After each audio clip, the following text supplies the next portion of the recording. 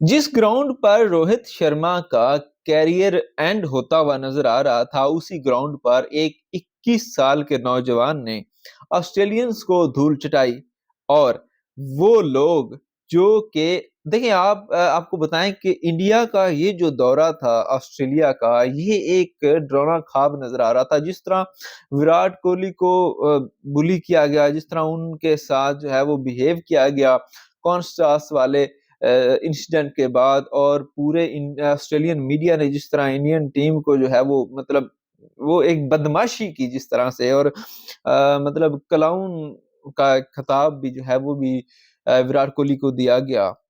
और आप देखें, उसके बाद इंडियन टीम कल 100 और 64 पे, शायद ना, 159 पे, 159 159 पे 5 खिलाड़ी आउट थे इंडिया के कल।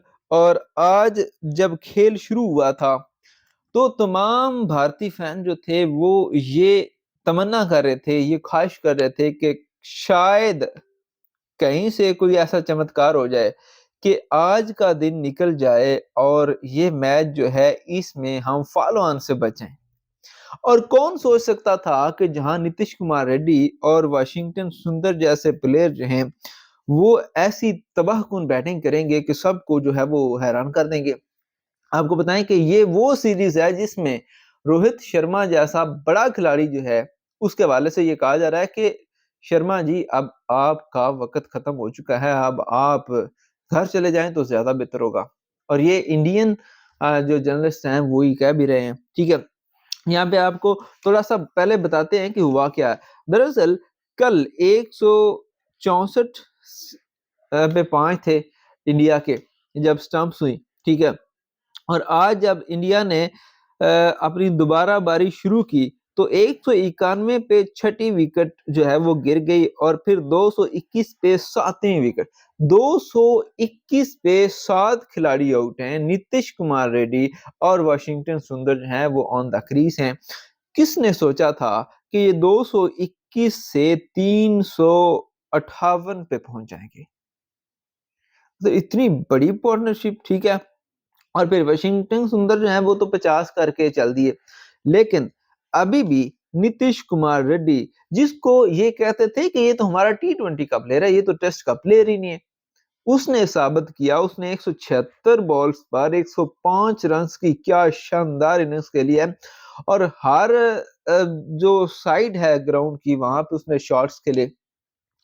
और इतना प्रेशर में आप देखें, उनका WTC फाइनल जो है वो भी इस वक्त ऑन द लाइन है, उनकी ये सीरीज भी ऑन द लाइन है। अगर वो ये मैच हार जाते हैं तो ये सीरीज तो हारेंगे ही, लेकिन वो WTC के फाइनल से भी ऑलमोस्ट बाहर हो जाएंगे। ठीक है, तो ये जो है ना एक कमाल की इनिंग्स है, इसको जितनी भी तारीफ की जाए इसकी कम है। आपको थोड़ा सा ये बता देते हैं कि सबसे पहले आपको थोड़ा सा रिव्यू दे देते हैं कि मैच में हुआ क्या है। ऑस्ट्रेलिया ने 474 रन बनाए थे, जहां पे उनके कॉन्स्टास ने 60, ख्वाजा ने 57 और लबुशेन ने 72 रन बनाए। और अहला किस्म की एक जो है वो इनिंग्स खेली थी स्टीवन स्मिथ ने, इन्होंने 140 रन बनाए। पैट कमन 49 रन के साथ जो है वो नुमाया रहे, और 174 रन का मजमुआ जो है वो खड़ा किया गया, जहां पे बुमराह ने 4 खिलाड़ियों को आउट किया था, 2 को आकाशदीप ने और 3 को जडेजा ने, 1 वाशिंगटन सुंदर ने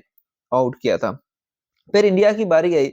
474 रन जो हैं वो ऑस्ट्रेलिया में बहुत ज्यादा होते हैं, लेकिन उसके जवाब में जब इंडिया के थे आपके 153 पे 3, 154 पे 4 और 159 पे 5, जब ये 5 आउट हुए थे ना, सबने कहा था इंडिया तो बढ़ गया।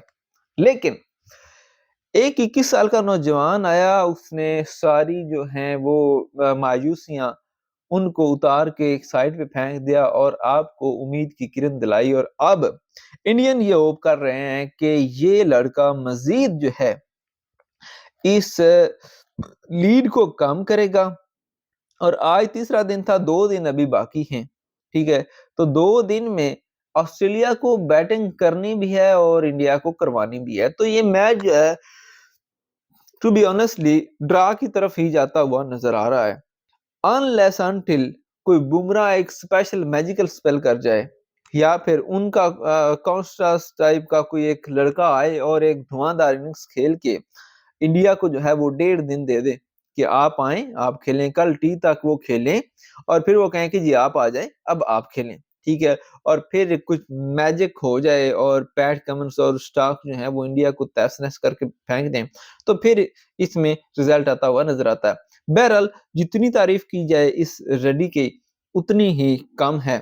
आप भी इस हवाले से अपनी राय का ज़रा कमेंट सेक्शन में लाज़मी कीजिएगा, वीडियो को लाइक और शेयर कीजिएगा, चैनल को सब्सक्राइब कीजिएगा। खुदा हाफ़िज़।